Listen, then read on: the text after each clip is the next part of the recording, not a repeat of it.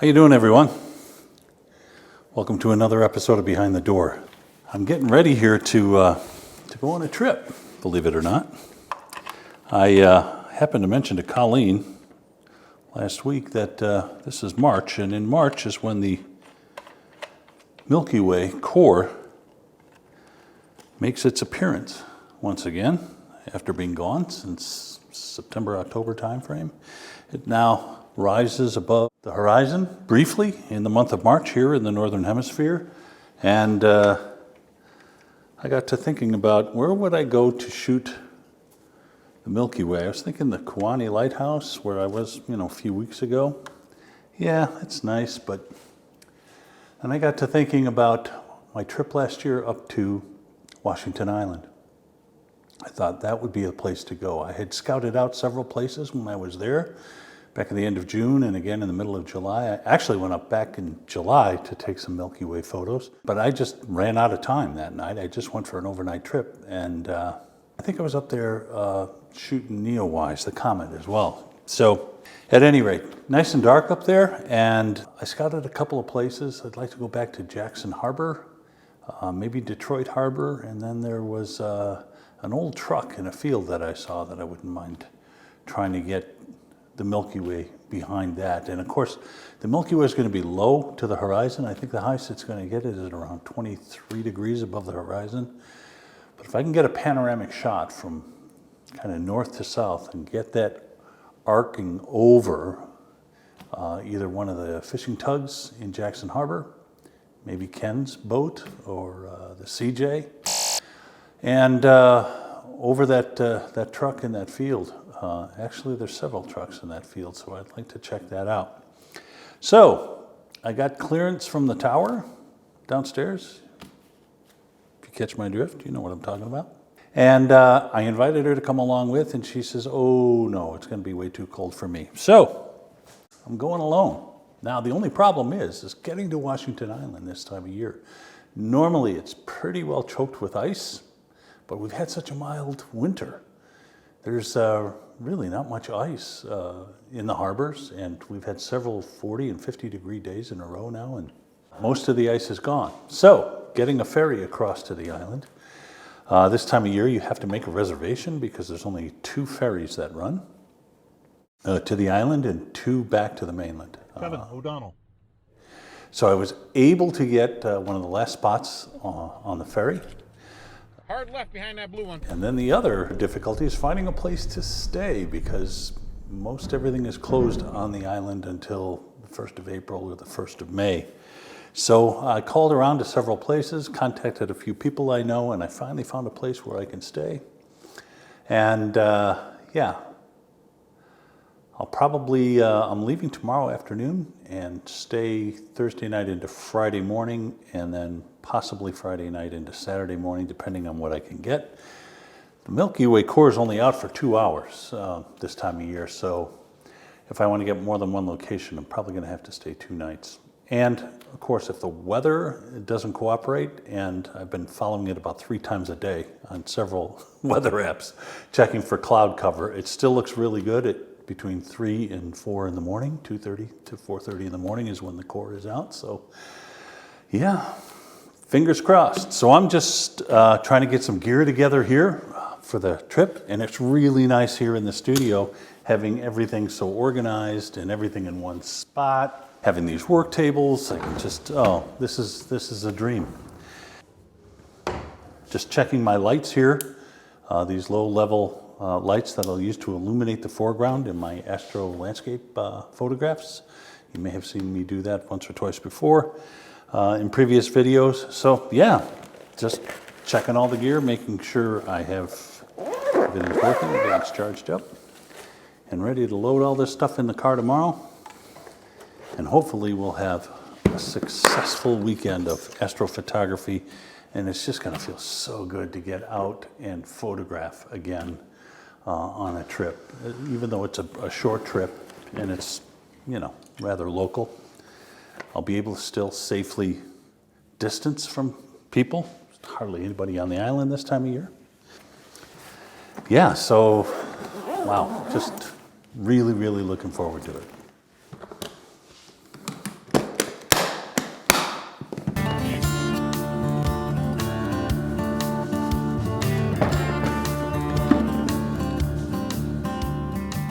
Once aboard the newly minted icebreaker Madonna, I was treated to what turned out to be quite the 30-minute e-ticket ride, sailing across the 6-mile stretch of the always unpredictable and ever-deceiving Death's Door.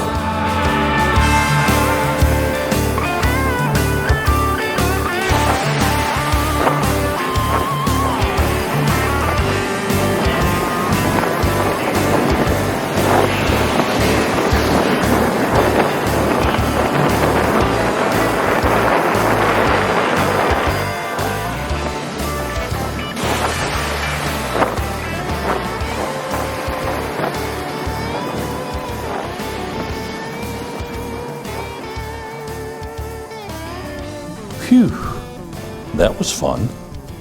With the sun setting, I had to make fast for Jackson Harbor. This isn't looking too promising. I pulled into the harbor here, and the first thing I noticed are 2 big streetlights. Whether they're working or not, I don't know. They would definitely be in my shot.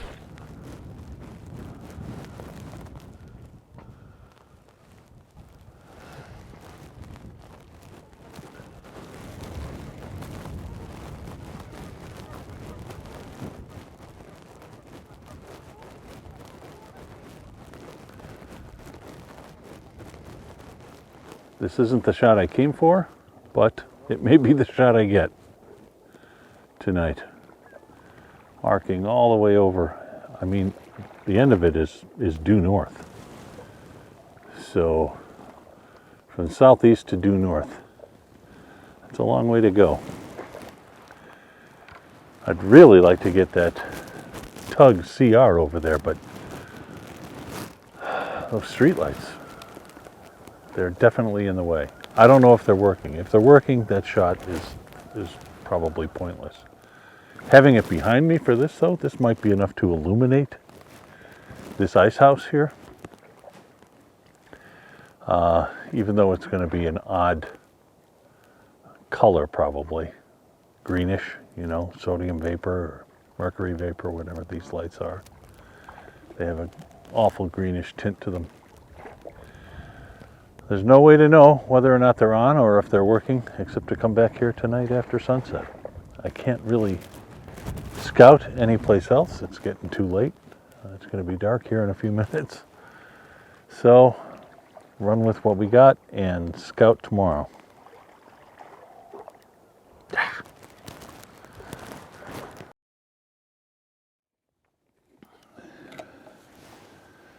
Well, that about does it for this morning.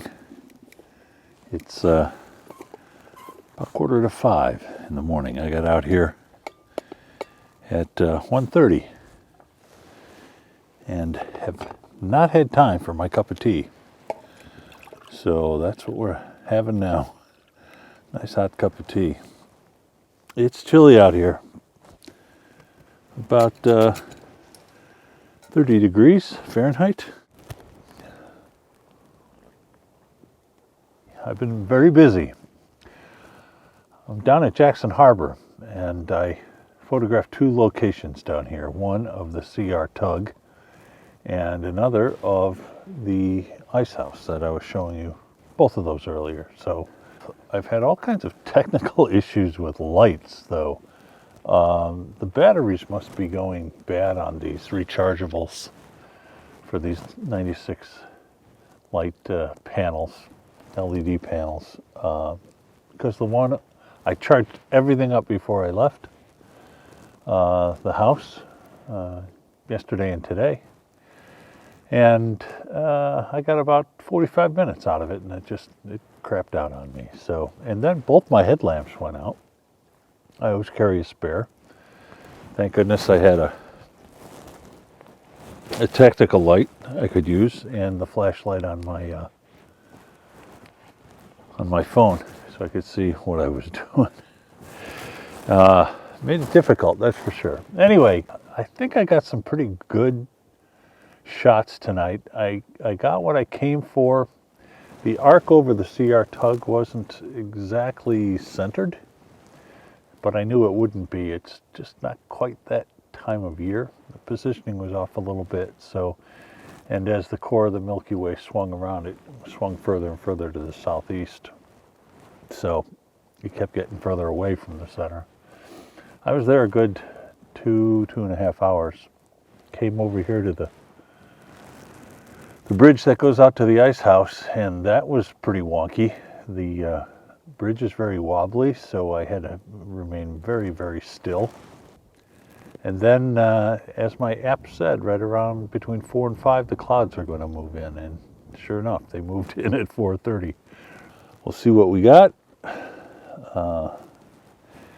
Time to go back now, start charging batteries back up, see if I can figure out what's going on with these lights and the batteries in my headlamp. It was nice being out here. Quiet. The only sound I heard were the occasional goose honking and kind of the ice breaking up in the harbor. All right, until later today, do some scouting.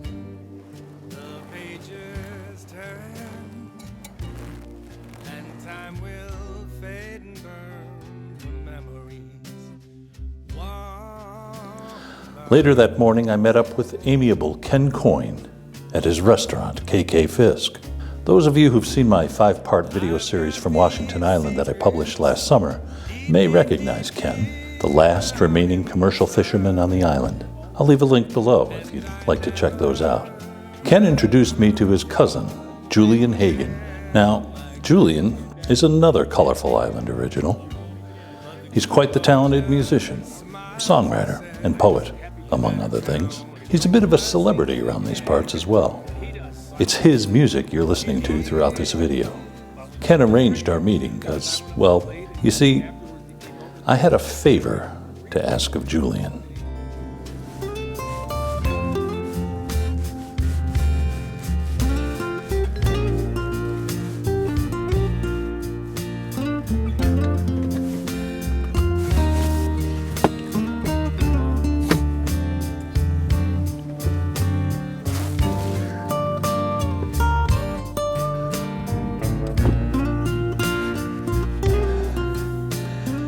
It was great seeing Ken Coyne again, having a chat and a coffee with him, and meeting his cousin Julian, who he introduced me to. And Julian Hagen, among many other things, a real Renaissance guy, owns this collection of old cars and trucks on his property. He runs a cement business in a quarry.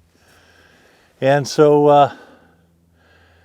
I asked him if I could come out here because I always ask permission to go on private property.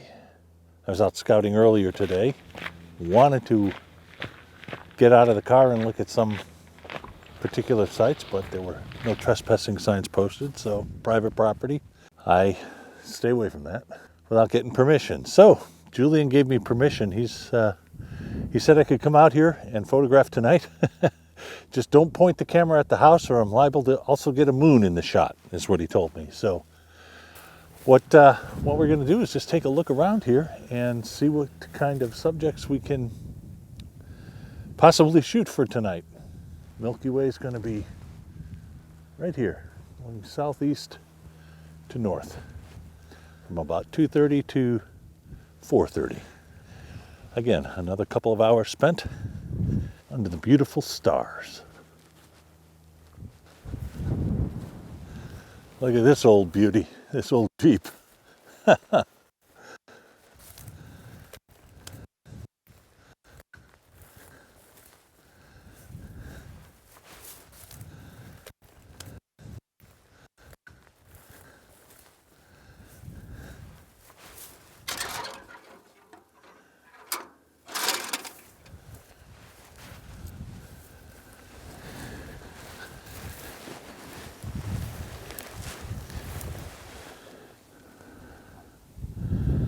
Yeah, something like that.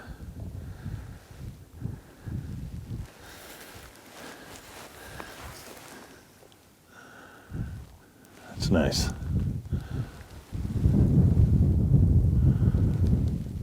All right.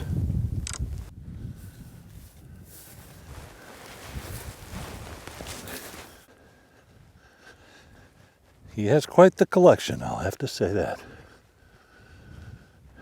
These two trucks look interesting to me here now, but they could be facing the wrong direction for capturing the Milky Way. We'll have to see.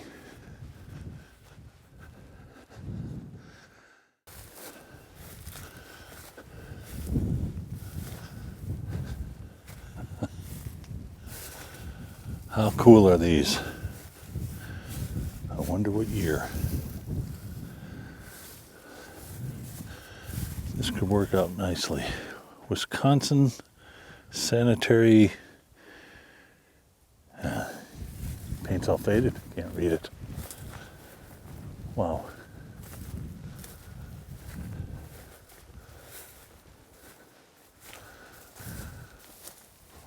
Washington Island Volunteer Fire Department.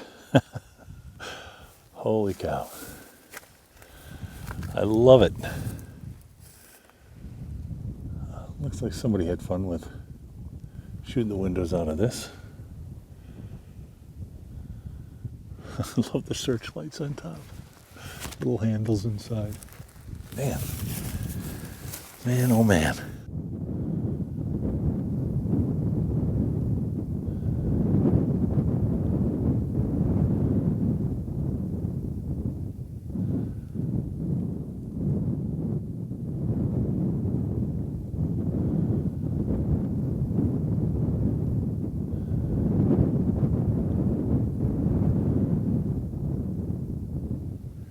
Trees growing right up through this conveyor.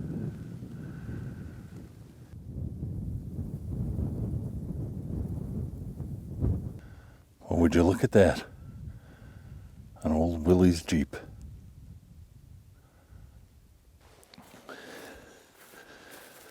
He builds log homes too. Got a fine collection of lumber here, scattered about. You know, it's a good thing I'm coming out here during the day to scout, which is always a good idea whenever you're shooting at night. But Julian says, just be careful you don't go tumbling off the cliff because there's no bank. So we're gonna head over by where the quarry is, see what he's talking about, make sure we don't venture too close there tonight. Holy crap, he wasn't kidding. What a drop.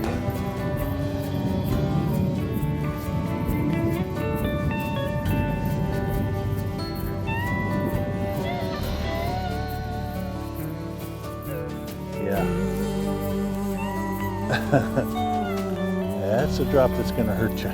That's for sure. A caboose. A caboose. There's a caboose down there. Oh man, I would love to get in there. A boat. Truck parts, car parts, all kinds of stuff. Big dump truck.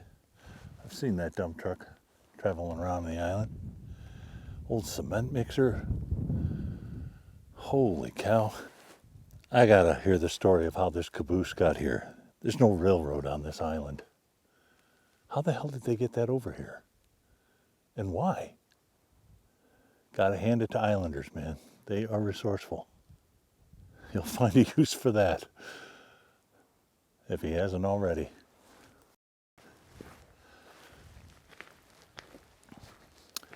He's got it padlocked, I see. Yeah, you got a caboose? Sure, I'll take it. It's interesting, inside there's like really fancy velvet covered velour chairs. Like it's finished inside, like it's an office or something. It is. It's finished inside. It's all restored.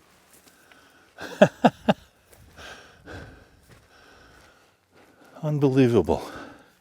I don't know the last time I saw a caboose, you know, actually on a railroad track somewhere.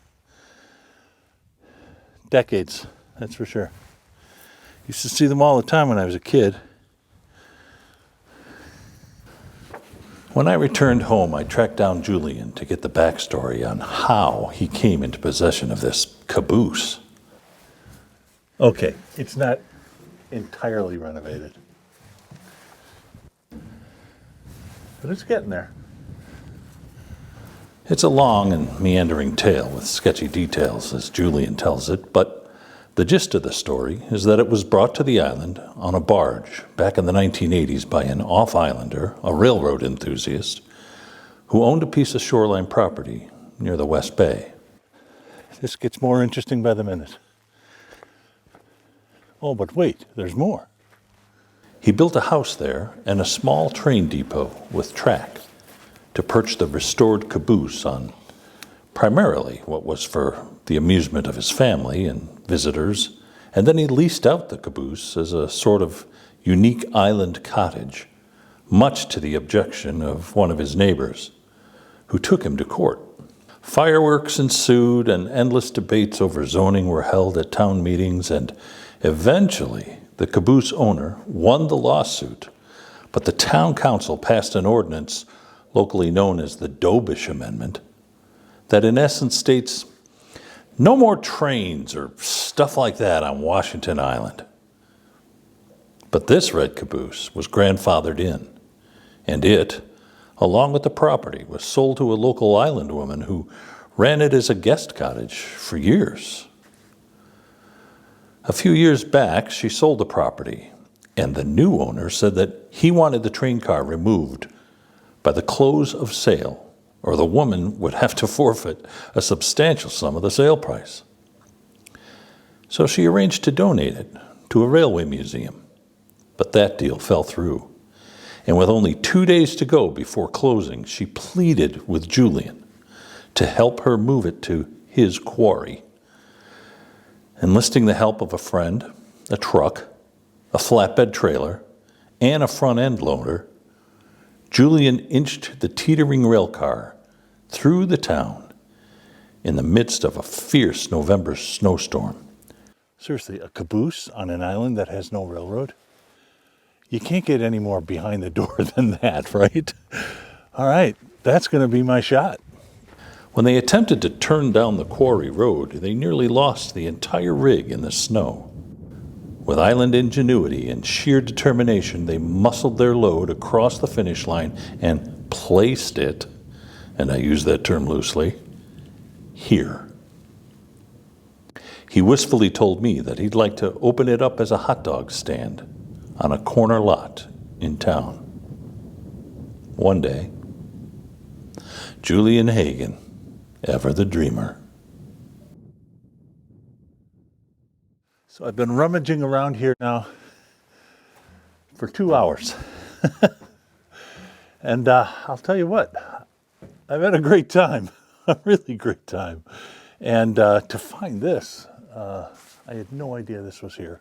I'm really looking forward to coming out here. This is going to be a challenge to get this shot, and I hope it turns out. So for now, I'm going to head back to the lodge where I'm staying and get all my batteries charged up, get all my gear ready, sitting by the door, ready to go. I'll leave at around probably around 1:30. The nice thing is it's literally a 1-minute drive from here, where I'm staying, to this place. So, okay, 2 minutes. 1 minute, 17 seconds. So less than 2 minutes. I won't be able to show you what's going on tonight. It'll be too dark. I mean, I'll try to take some shots if I can get some lighting. It's just so hard when it's so dark. The video just turns out all grainy and crappy. But yeah, we'll talk about it again tomorrow. And hopefully we have a good night. Hope to get a couple of other shots here while I'm here tonight. So, all right, that's it for now. Check in with you later. All right, guys, that does it for me. What a morning. What a morning. I got out here to the quarry at around 1:15. So I got out here and just listened to the coyotes for a while. I was early. I took my time setting up. Took some photos of that old woody at the top of the hill. Took a while to get the lights set up. Started shooting after about an hour. Had to get the lights just right. And then I only had about an hour and 10 minutes to come down to the quarry here and shoot that caboose.